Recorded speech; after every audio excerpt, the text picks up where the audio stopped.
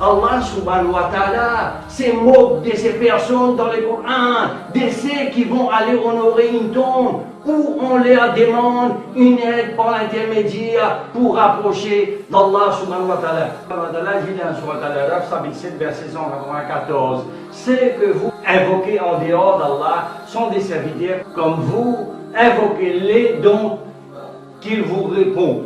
Et si vous êtes véridique, Allah subhanahu wa ta'ala dit aussi dans la Sourate Al-Araf, verset 197, et ceux que vous invoquez en dehors d'Allah, ils ne sont capables ni de vous secourir, ni de secourir eux-mêmes. Et aussi Allah subhanahu wa ta'ala dit dans la Sourate Yunus, verset 106, Allah subhanahu wa ta'ala dit, et n'invoquez pas en dehors d'Allah ce qui ne peut te profiter ni te nuire. Et si tu le fais, tu seras alors du nombre des injustes. Allah subhanahu wa ta'ala dit dans Surat An-Nahl, chapitre 16, verset 20 à 21, Allah subhanahu wa ta'ala dit, et ceux qui invoquent en dehors d'Allah ne créent rien, et ils sont eux-mêmes créés. Ils sont morts et non pas vivants. Et ils ne savent pas quand ils seront ressuscités. Allah subhanahu wa ta'ala dit encore dans la sourate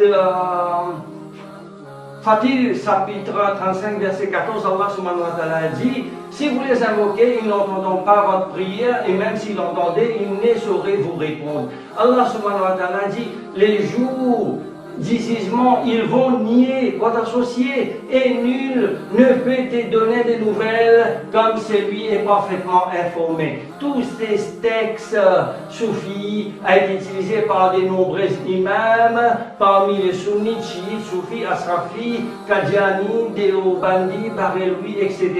Après les décès jusqu'à ce qu'ils deviennent des saints, c'est les sunnites, chiites, soufis, asrafis, deobandi, Qadiani, Bareloui, etc. Et cela continue de nos jours.